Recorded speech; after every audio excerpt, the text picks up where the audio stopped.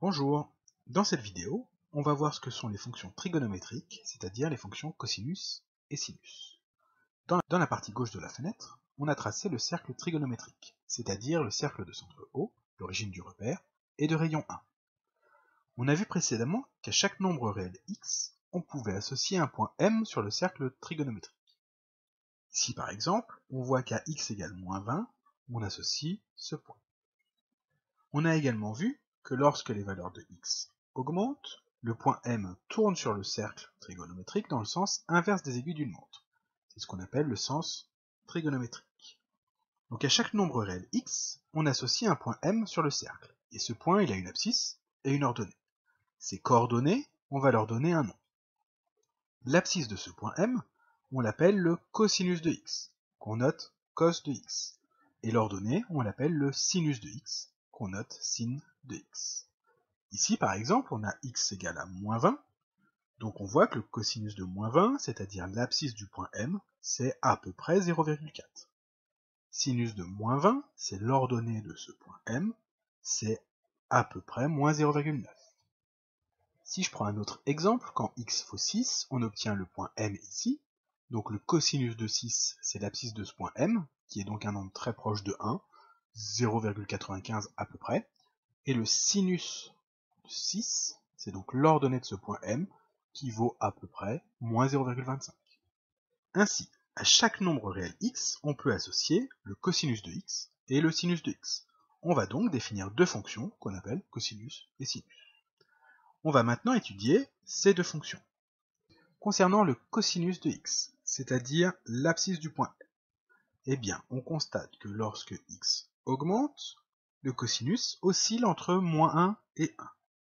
C'est-à-dire qu'il augmente, puis qu'il diminue, puis qu'il augmente à nouveau, puis qu'il diminue, etc., etc.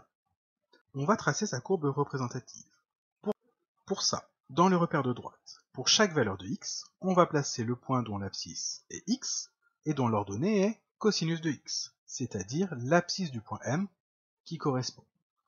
On obtient l'ensemble des points suivants. On peut les relier. La courbe qu'on obtient est la courbe représentative de la fonction cosinus. On retrouve bien sur cette courbe les oscillations entre moins 1 et 1. On peut faire de même pour le sinus, c'est-à-dire l'ordonnée du point M, et on obtient une courbe qui ressemble beaucoup, elle est juste un peu décalée par rapport à celle du cosinus. Ces deux courbes, en rouge la courbe de la fonction cosinus, en bleu la courbe de la fonction sinus, elles ont deux propriétés qui sont très intéressantes, qu'on va étudier maintenant. La première, c'est le fait qu'elles se répètent. On va le voir sur le cosinus, mais c'est pareil pour le sinus. En fait, il suffit d'avoir une petite partie de la courbe, pour x entre 0 et 2π par exemple, et avec des translations, on obtient toute la courbe. En prenant le vecteur u de coordonnées 2π, 0, et en appliquant des translations au fur et à mesure, on obtient toute la courbe à droite. De même, en faisant des translations de vecteur moins u, on obtient toute la courbe à gauche. Quand on a des courbes qui se répètent comme celle-là, on dit que la fonction est périodique. La période, c'est la longueur de l'intervalle qu'il faut au début pour retrouver toute la courbe. Ici, l'intervalle du début, c'est 0, 2π, donc la longueur, c'est 2π. On dit que la fonction cosinus est 2π périodique. Cela vient du fait qu'on a, pour tout réel x, cosinus de x plus 2π égale à cosinus de x. Quand on prend un point sur la courbe, n'importe lequel, et qu'on se déplace de 2π à droite, on retombe toujours sur la courbe. C'est pareil si on se déplace de 2π vers la gauche. La fonction sinus a la même propriété. La seconde propriété intéressante, c'est que ces courbes ont des symétries. La courbe de la fonction cosinus est symétrique par rapport à l'axe des ordonnées. Ça veut dire que si je prends un point sur la courbe, n'importe lequel, son symétrique par rapport à l'axe des ordonnées est également sur la courbe. Cela vient du fait qu'on a cosinus de moins x qui est toujours égal à cosinus de x.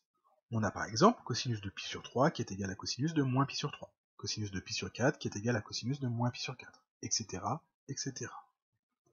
Quand on a f de moins x égale à f de x pour tout réel x comme ici, ou c'est la même chose lorsque la courbe est symétrique par rapport à l'axe des ordonnées, on dit que la fonction est paire.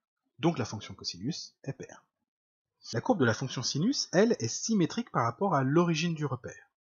Ça veut dire que si on prend un point sur la courbe, son symétrique par rapport à l'origine est également sur la courbe. Cela vient du fait qu'on a sinus de moins x qui est égal à moins sinus de x pour tout réel x. Quand on a f de moins x qui est égal à moins f de x, comme c'est le cas ici, ou c'est la même chose lorsque la courbe est symétrique par rapport à l'origine du repère, on dit que la fonction est impaire. Donc la fonction sinus est impaire.